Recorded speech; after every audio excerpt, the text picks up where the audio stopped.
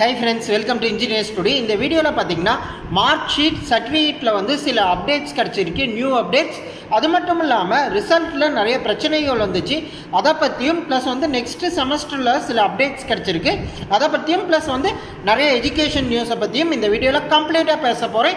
ஆக மொத்தத்துல final year ஸ்டூடண்ட்ஸா இருக்கட்டும், இன்டர்மீடியேட் ஸ்டூடண்ட்ஸா இருக்கட்டும், எல்லாத்துக்குமே இந்த வீடியோ வந்து ரொம்ப யூஸ்ஃபுல்லா இருக்கும். அதனால ஸ்கிப் பண்ணாம கம்ப்ளீட்டா பாருங்க. as usual பாத்தீங்கன்னா பிட் எடுத்து வச்சுக்கிட்டேன். காரணம் என்னன்னா எந்த ஒரு விஷயத்தையும் வந்து நான் விட்டுற கூடாதுங்கிறதுக்காக ஒரு பிட் மாதிரி ரெடி பண்ணி வச்சிருக்கேன். ஒன் பை ஒன்னா சொல்லிடுறேன். ஃபர்ஸ்ட் விஷயம் என்னன்னா அன்ஆனிஸ்டி வந்து மார்க் ஷீட் கொடுக்கறதுக்கும் ப்ரொஃபஷனல் சர்டிஃபிகேட் கொடுக்கறதுக்கும் கன்சால்டேட் மார்க் ஷீட் கொடுக்கறதுக்கும் வேகமாக வேலைகள் எல்லாம் நடந்துகிட்டு இருக்கு. அன்ஆனிஸ்டியில் இந்த மந்த் எண்ட்லேயோ இல்லை நெக்ஸ்ட் மந்த் ஸ்டார்டிங்லேயோ பார்த்தீங்கன்னா உங்களுக்கு வந்து கன்சால்டேட் மார்க் ஷீட்டும் ப்ரொஃபஷனல் சர்டிஃபிகேட்டும் கோர்ஸ் கம்ப்ளீஷன் சர்டிஃபிகேட்டும் உங்களுக்கு எல்லாத்துக்குமே கிடைச்சிரும். மேக்ஸிமம் எல்லா காலேஜ்லையும் கொடுத்துருவாங்க.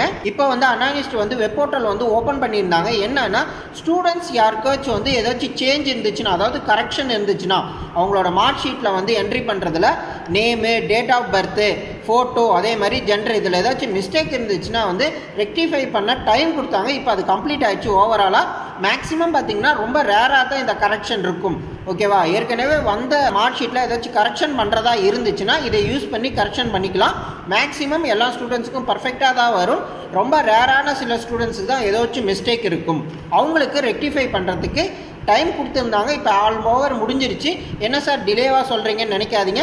நானும் அந்த ஒர்க்கில் தான் இருந்தேன். எனக்கும் சில லேட்டர் என்ட்ரி ஸ்டூடெண்ட்ஸ்க்கு மட்டும் மிஸ்டேக் இருந்துச்சு. ரொம்ப ரேராக தான், ஒரு 4-5 ஸ்டூடெண்ட்ஸுக்கு தான் அந்த மாதிரி மிஸ்டேக் இருந்துச்சு. அதே மாதிரி ஃபைனல் இயர் ஸ்டூடெண்ட்ஸ் போத் யூஜியாக இருக்கட்டும், பிஜியாக இருக்கட்டும், அதாவது master degree R bachelor degree, under graduate R post graduate ஸ்டூடெண்ட்ஸுக்கு பார்த்தீங்கன்னா இப்போ வந்து டிகிரி சர்டிஃபிகேட் கொடுக்கறதுக்கு வந்து ஃபோட்டோ வந்து அப்டேட் பண்ண சொல்லியிருக்காங்க. நீங்கள் ஃபஸ்ட் இயரில் கொடுத்த ஃபோட்டோ வந்து இப்போ 4 வருஷம் ஆச்சு.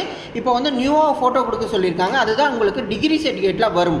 ஓகேவா? நீங்கள் ஏற்கனவே கொடுத்த ஃபோட்டோ பார்த்தீங்கன்னா மார்க் ஷீட்டில் வந்திருக்கும். அதே மாதிரி இப்போ நீங்கள் கொடுக்க போகிற ஃபோட்டோ வந்து டிகிரி சர்டிஃபிகேட்டில் வரும். அதனால் நீட்டாக டீசெண்டான ஃபோட்டோவாக கொடுங்க. ஏன்னா அதுதான் உங்களுக்கு ஆயுசுக்கும் உங்கள் டிகிரி சர்டிஃபிகேட்டில் இருக்கும். ஸோ கொஞ்சம் டீசெண்டாக கொடுங்க உங்களோட ஃபோட்டோவை. அது வந்து 18ஆம் தேதி வரைக்கும் டைம் இருக்குது இந்த மாதம். ஓகேவா?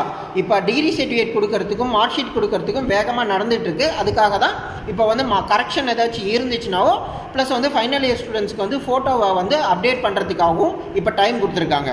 இது வந்து அன்ஆனிஸ்டி மெயின் கேம்பஸ் ஸ்டூடெண்ட்ஸுக்கும் பொருந்தும், கவர்மெண்ட் காலேஜ் ஸ்டூடெண்ட்ஸுக்கும் பொருந்தும், கவர்மெண்ட் எய்டட் காலேஜ் ஸ்டூடெண்ட்ஸுக்கும் பொருந்தும், பிரைவேட் செல்ஃப் ஃபினான்ஸ் காலேஜுக்கும் பொருந்தும். ஆக மொத்தத்தில் எல்லா காலேஜுக்கும் பொருந்தும். ஓகேவா? குறிப்பாக அஃபிலியேட்டட் காலேஜுக்கு. டீம்டு யூனிவர்சிட்டி அது தனி. அது பார்த்தீங்கன்னா ப்ரொஃபஷனல் சர்டிஃபிகேட்டில் வந்து கொரோனா பேட்ச்னு என்ட்ரி இருக்காங்க. நிறைய ஸ்டூடெண்ட்ஸ் வந்து கமெண்ட் செக்ஷனில் கேட்டிருந்தீங்க. அதனால் ஏதாச்சும் ப்ராப்ளம் வருமா, கவர்மெண்ட் ஜாபுக்கோ இல்லை ப்ரைவேட் ஜாபுக்கோ ஏதாச்சும் பிரச்சனை வருமா, இல்லை பிஜி வந்து ஃபாரினில் பண்ணுறதா இருந்தால் இந்த மாதிரி போடுறதுனால ஏதாச்சும் பிரச்சனை வருமா அப்படின்னு நிறைய ஸ்டூடெண்ட்ஸ் வந்து கமெண்ட் செக்ஷனில் கேட்டுட்டு இருந்தீங்க. எந்த வித பிரச்சனையும் வராது. ஓகேவா? நீங்கள் பிஜி ஃபாரினில் படிக்கிறனாலும் போய் படிக்கலாம். எல்லா காலேஜும் எல்லா யூனிவர்சிட்டியும் ஒத்துக்குவாங்க. அதே மாதிரி கவர்மெண்ட் ஜாபுக்கும் ப்ரைவேட் ஜாபுக்குமே வந்து கண்டிப்பாக வந்து உங்களை எடுத்துக்குவாங்க. எந்த வித ரெஸ்ட்ரிக்ஷனும் கிடையாது. அந்த ஒரே ஒரு பேங்க் ஜாப் அட்வர்டைஸ்மெண்ட்டை நினச்சி யாரும் பயப்பட வேணாம். அவங்க வந்து எக்ஸ்பீரியன்ஸ் வேணுங்கிறதுக்காக அப்படி போட்டிருந்தாங்களே தவிர கொரோனா பேட்ச் ஸ்டூடெண்ட்ஸ் வந்து எங்களுக்கு தேவையில்லைங்கிற மாதிரி சொல்லவே இல்லை. இது மாதிரி ரிசல்ட் வராத ஸ்டூடெண்ட்ஸு ப்ளஸ் வந்து வித்துகல்டான ஸ்டூடெண்ட்ஸ் யாரும் பயப்பட வேணாம். சப்போஸ் வந்து நீங்கள் வந்து எம்சிக்யூ எக்ஸாமில் வந்து நீங்கள் வந்து மார்க் எடுத்துட்டீங்க, ஒரு நல்ல மார்க் எடுத்துட்டீங்க, இருந்தாலும் இன்னும் கொஞ்சம் பெட்டராக எடுக்கிறதுக்காக தான் இந்த எக்ஸாம் எழுதுனேன், ஆனால் வித்துகல்டோ இல்லை ஆப்சென்ட்டோ இல்லை ஃபெயிலோ போட்டுட்டாங்கன்னா நீங்கள் ஒரி பண்ணிக்காதீங்க. அந்த எம்சிக்யூ எக்ஸாமில் எடுத்த மார்க்கை வந்து எடுத்துக்குவாங்க.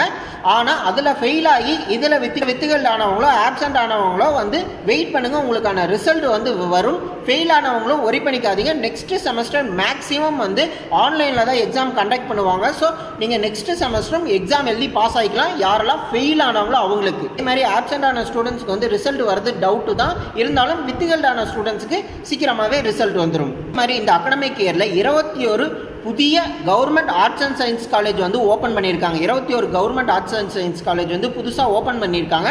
காரணம் என்னென்னா இப்போ +2ல் பார்த்தீங்கன்னா ஆல் கிளியர்னு சொன்னதுனால நிறைய ஸ்டூடெண்ட்ஸ் வந்து யூஜி படிக்க நினைப்பாங்க. ஸோ அவங்களுக்காக 21 புதிய அரசு கலை மற்றும் அறிவியல் கல்லூரி வந்து திறந்திருக்காங்க. அது மட்டும் இல்லாமல் ஏற்கனவே இருந்த கல்லூரிகளிலும் 20% வந்து எக்ஸ்ட்ராவாக அட்மிஷன் போட்டுக்கலாங்கிற மாதிரி கவர்மெண்ட் சொல்லியிருக்காங்க. காரணம் என்னென்னா டுட்டோரியல் காலேஜில் நிறைய ஸ்டூடெண்ட்ஸ் வந்து +2 ஃபெயில் ஆகி நிறைய பேர் படிச்சுட்டு இருப்பாங்க. அவங்களுக்கும் இந்த டைம் வந்து பாஸ் போட்டதுனால நிறைய அட்மிஷன் வந்து இந்த வருஷம் நடக்க வாய்ப்பு இருக்குது.